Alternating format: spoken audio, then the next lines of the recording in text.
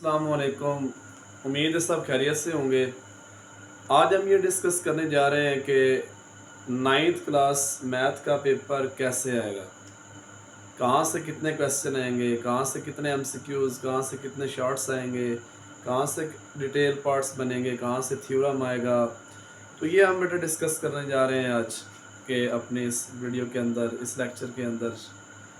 तो परेशान नहीं होना, ध्यान से सुनना है और इसके मुताबिक आज आपने तैयारी करनी है और ख़्याल रखना है कि इसके मुताबिक ऐसे बच्चे जो 0, 5, 10 नंबर पे बैठे होते हैं, जिनको डर है कि हम फेल हो जाएंगे, तो ये कोई हल नहीं है कि सर पकड़ के बैठ जाना। इसका हल ढूंढते हैं, मिल के चलते हैं, व्हाइट बोर्ड की तरफ सल्यूशन ढूंढते हैं कि क्या इसका हल निकलेगा। तो देखते हैं, मेरे पास नाइन्थ मैथ के अंदर टोटल चैप्टर जो है वो 17 है, 17 चैप्टर हैं, जिनके अंदर मेरे पास एमसीक्यूज़ कहाँ कहाँ से आएंगे, शॉर्ट्स कहाँ से आएंगे, डिटेल कहाँ से आएंगे। तो बेटा परेशान होने की कोई ज़रूरत नहीं है, थोड़ा सा आपने गौर करना है। चैप्टर नंबर 1 से लेकर 9 तक इनके रिव्यू के अंदर एमसीक्यूज़ हैं।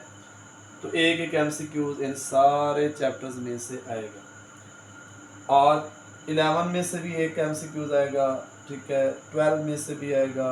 इसके अलावा हमारे पास जो ख्याल रखना 10 में से एमसीक्यूज़ नहीं आता, ठीक है, कभी कभी 13 और 15, कभी कभी ख्याल रखना है। नोट्स हैं वैसे मेरे पास पूरी बुक के एमसीक्यूज़ के, किसी को चाहिए हो तो कमेंट सेक्शन में बता दीजिएगा, अपना नंबर शो कर दीजिएगा या मैं आप तक ज़रूर पहुंचाऊंगा। टेंशन नहीं लेनी, इंशाल्लाह सब कुछ आपको मिलेगा, परेशान होने की ज़रूरत नहीं है। अक्सर लोग घरों में ऐसे कंडीशंस हैं, घरों के आज के हालात ऐसे हैं कि बच्चे ट्यूशन्स नहीं पढ़ सकते। ज़रूरत नहीं है, इंशाल्लाह ये आपका भाई, आपका बाप, आपका टीचर आपके साथ है, आप परेशान ना हो। तो मतलब एमसीक्यूज़ के हवाले से तो जो पहले 9 चैप्टर हैं इनमें से एक एक आना ही आना है। 14 में से एक पक्का एमसीक्यूज़ आता है, 11 में से आता है, लाजमन आता है, 12 में से आएगा, 16 में से एक आएगा, 17 में से 2 एमसीक्यूज़ आते हैं।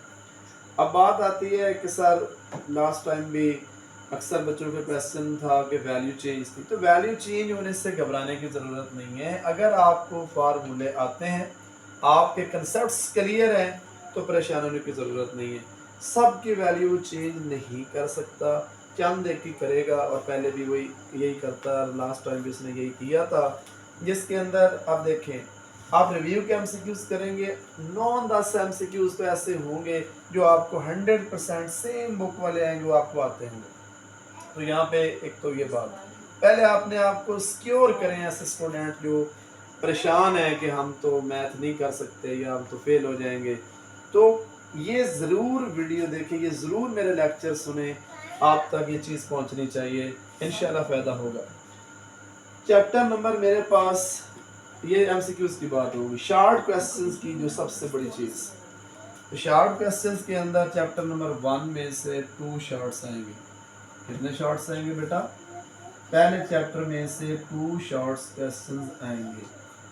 उसके अंदर चैप्टर नंबर 2 है, उसमें भी 2 शॉर्ट आएंगे, तीसरे में से भी 2 शॉर्ट आएंगे, चौथे में से भी 2 शॉर्ट आएंगे, पांचवें में से 1 शॉर्ट आता है। कभी कभी ऐसा होता है कि पहले में से 1 शॉर्ट आ जाता है, पांचवें में से 2 आ जाते हैं।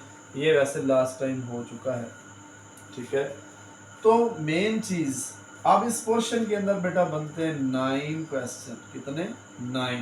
9 में से करने कितने? 6 हमने करने होते हैं, यानी 6 पार्ट्स अटेम्प्ट करने होते हैं। आप परेशान होने की ज़रूरत नहीं है। आप दूसरा चैप्टर इतना आसान है, इतने कम शॉर्ट्स क्वेश्चन है। फर्स्ट चैप्टर है, उसमें भी कोई मुश्किल चीज़ नहीं है। थर्ड है लॉगरिथम वाला, इतना आसान चैप्टर है। 2 हमारे पास रियल नंबर वाला है, फर्स्ट मैट्रिक्स वाला है। 5 चैप्टर जो है हमारे, 4 चैप्टर जो है वो हमारे पास अलजेब्रिक मतलब एक्सप्रेशंस है, पोलिनोमियल के बारे में है, सर्ड्स के बारे में है। इतना आसान है, फार्मूले आते हैं तो बेटा इजीली आप कर सकते हैं। तो अब जिस बच्चे को पहला, दूसरा, तीसरा भी अगर आता है चैप्टर, तो मिनिमम 5 शॉर्ट तो वो अटेम्प्ट इजीली कर सकता है। आप सारा ना करें। कुछ बच्चे ऐसे होते हैं कि जिनको मतलब बड़ी मुश्किल है कि हम पास कैसे होंगे, उनके लिए भी साथ मैं ये आप लोगों तक बात पहुंचाना चाहता हूँ।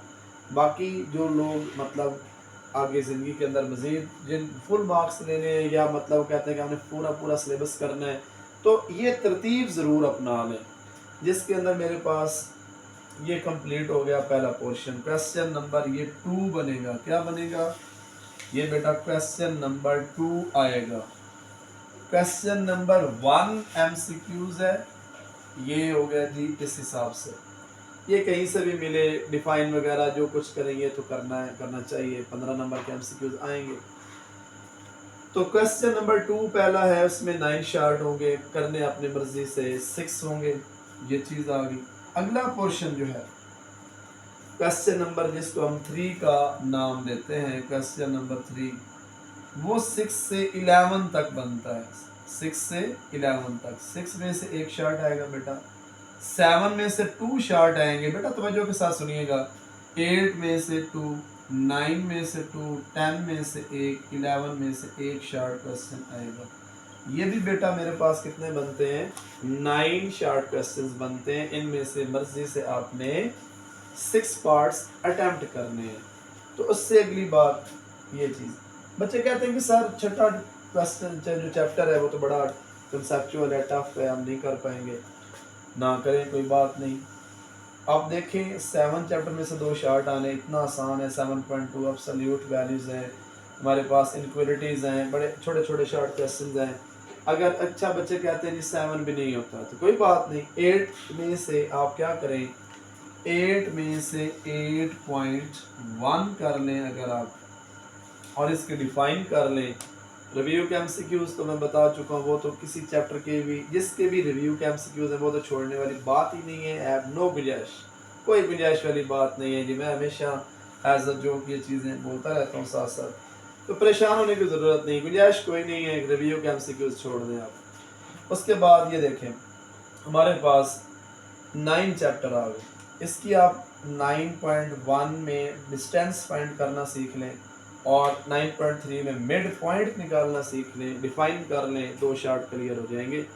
तो ये कंडीशन आ गई। 10वें में देखो है क्या, कुछ डिफाइन है और रिव्यू में सिर्फ 2 शार्ट है मेन, जो शार्ट क्वेश्चंस प्रॉपर बनते हैं।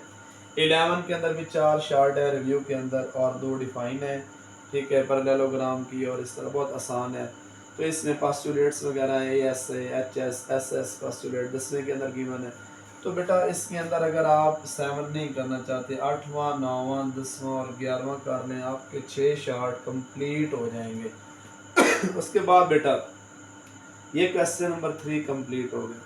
बाकी बात रही कि आपने इन चैप्टर्स में से शार्ट्स करने कौन कौन से हैं। तो बेटा आप कमेंट सेक्शन में, मेरे जो वीडियो है इसके कमेंट सेक्शन में आप बता दीजिएगा, आप अपना नंबर या कोई चीज़ शो कर दीजिएगा, मैं आप तक ज़रूर आपको बेटा रिप्लाई दूंगा। और आपको मज़ीद हम इंशाल्लाह किसी बल्कि लेक्चर के अंदर किसी वक्त आपको पूरी बुक का खुलासा दे देंगे कि कौन कौन सा आपने शॉर्ट करना है, क्या करना है, कैसे करना है, सारा कुछ इंशाल्लाह आप तक वो पहुँचाएँगे। मैं वैसे भी जब लेक्चर देता हूँ साथ साथ बताता रहता हूँ।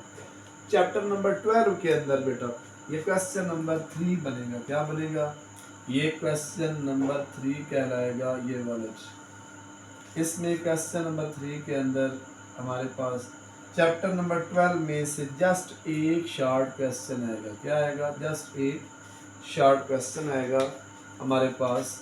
उसकी बात करते हैं, एक शॉर्ट क्वेश्चन 12 चैप्टर में से आएगा। इसमें क्या है, 2 डिफाइन है, define right by sector of angle and define हमारे पास क्या आ जाता है कि right by sector of line segment.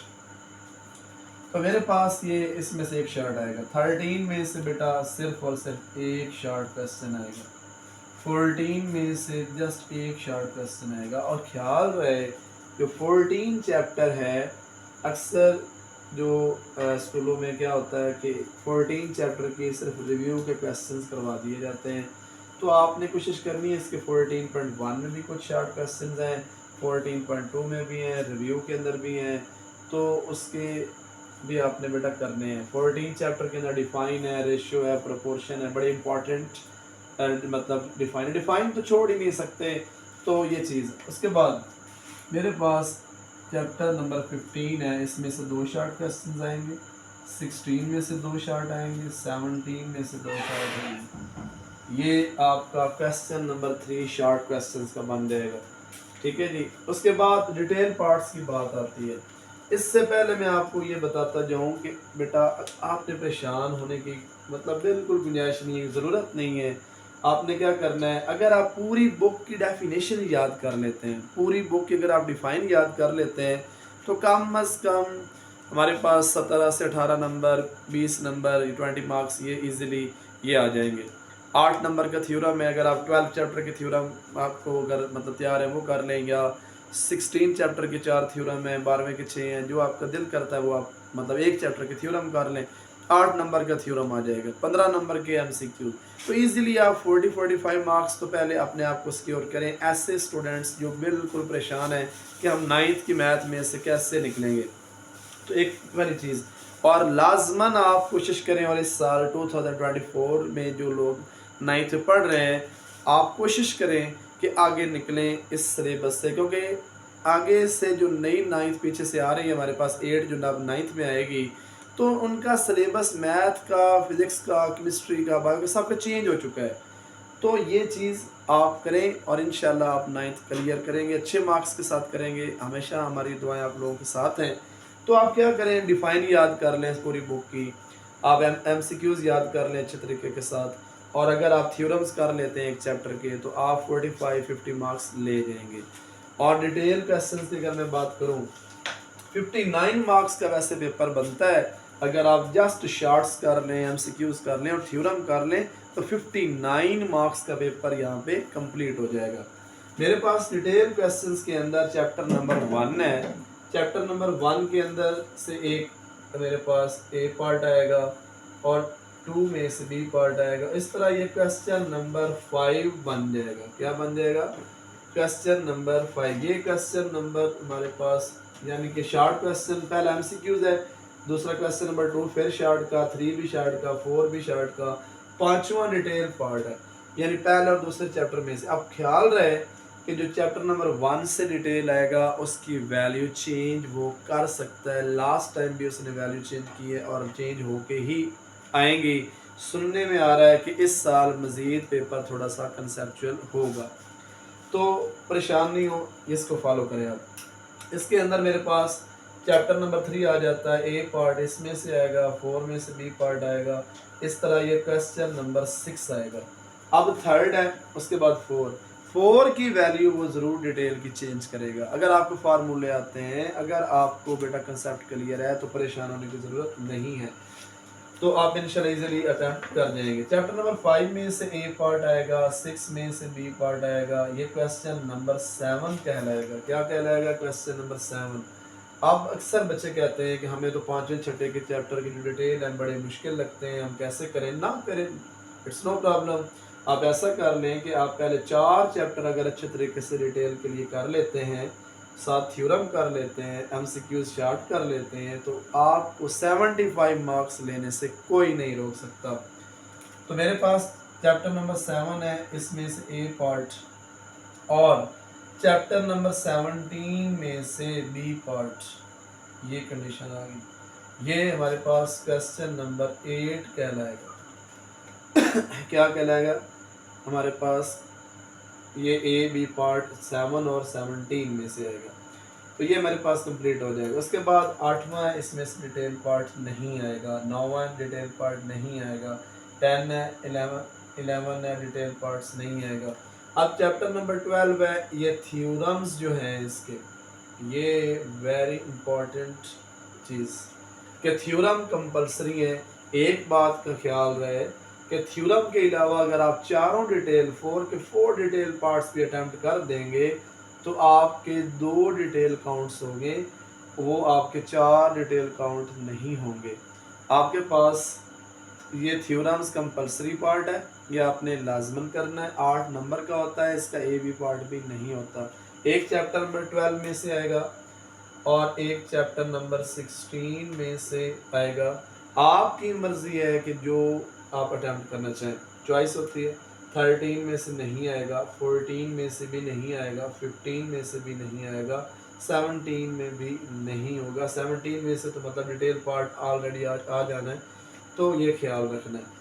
तो बेटा ज़रूर इसको आप देखें, परेशान मत हो। आप कोशिश करें कि फॉलो करें, आप MCQs करें। MCQs के अलावा आप अच्छे तरीके से शॉर्ट क्वेश्चंस करें।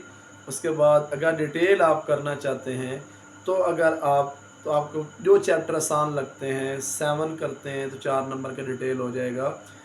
उसके अलावा आपके पास थर्ड चैप्टर इतना आसान है, सेकंड इतना आसान है।